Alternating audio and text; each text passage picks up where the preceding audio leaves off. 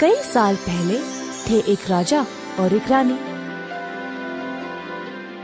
दोनों ने शिशु पाने के लिए कई वर्ष तक इंतजार किया और आखिरकार रानी ने एक पुत्री को जन्म दिया।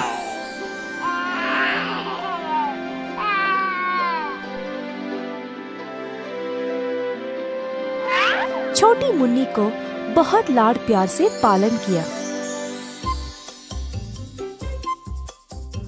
महाराज के साथ रहता था उनका भाई धीरा और उसकी पत्नी मीनाक्षी, जो एक दुष्ट चुड़ैल थी।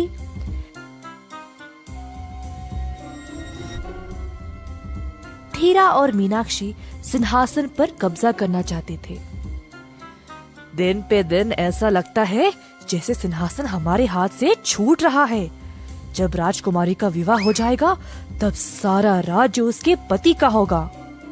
तुम ही इस सिंहासन के महाराज बनोगे। मेरे पास एक योजना है। धीरा ने अपनी पत्नी की बात मानी।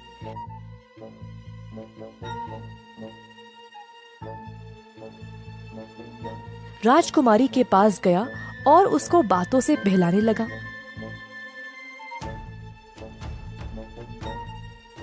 एक सुनसान जगह ले जाते हुए। अब महारानी के भाई सेठू ने धीरा को राजकुमारी को ले जाते हुए देखकर उस पे संदेह किया।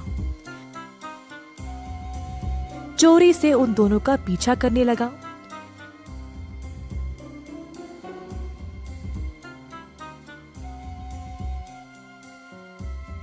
सेठू ने दूर से देखा कि धीरा राजकुमारी को बातों में लगा रहा था और अचानक से मीनाक्षी पीछे से आई और कुछ भूती उस पर छिड़क दिया। तुरंत राजकुमारी मछली में बदल गई और नीचे गिर गई। सेठू झट से उसकी ओर दौड़ा और मछली को हाथ में उठा लिया। धीरा और मीनाक्षी पे उग्र हो उठा। दोनों सोचने लगे कि अब सेठू को चुप कैसे कराए, नहीं तो वे मुसीबत में पड़ जाएंगे। मीनाक्षी ने तुरंत अपने काला जादू का इस्तेमाल किया, जिसके कारण सेठू गूंगा बन गया और अपने उंगलियों को हिला नहीं पाया। सेठू सब कुछ जानने के बाद भी किसी को कुछ बोल ही नहीं पाया। मजबूर रहा और राजकुमारी को बचा नहीं सका। सेठू मछली को लिया और महारानी के मछली घर में डाल दिया। महारानी को अपनी बेटी नहीं मिल रही थी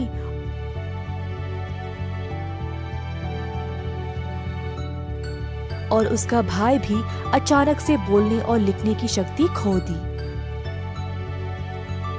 परेशान होकर वह महाराज के पास अपनी बाधा ले गई।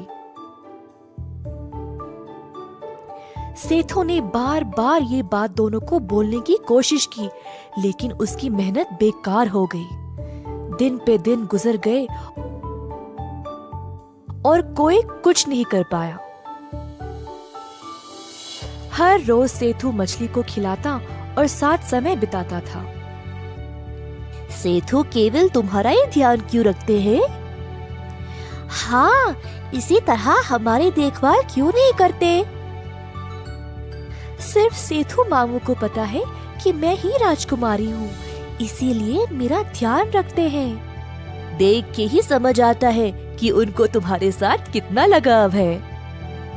हाँ हाँ, देखो वो तुम्हारे लिए एक सुंदर मछली घर बना रहे हैं। बाकी मछलियों ने देखा कैसे सेठू राजकुमारी के लिए बंदोबस्त कर रहा था।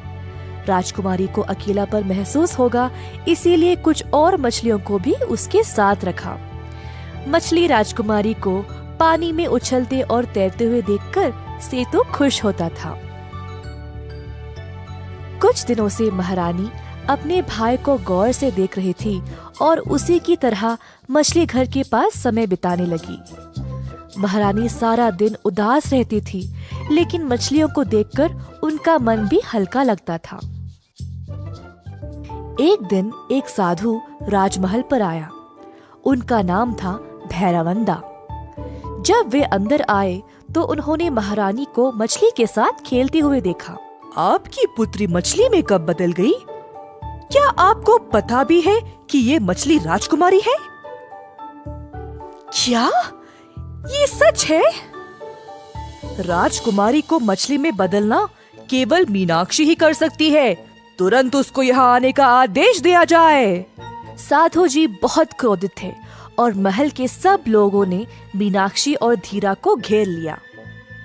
साधु ने मंत्र पढ़कर मछली को वापस राजकुमारी में बदल डाला।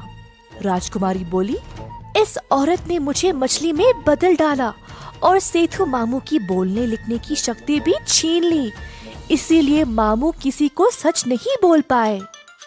साधु जी ने तुरंत सेतु को वापस स्वस्थ बनाया। महाराज ने फिर धीरा और मीनाक्षी को उम्र कैद की सजा सुनाई। अंत में सब लोगों ने खुशी खुशी जीवन बिताया।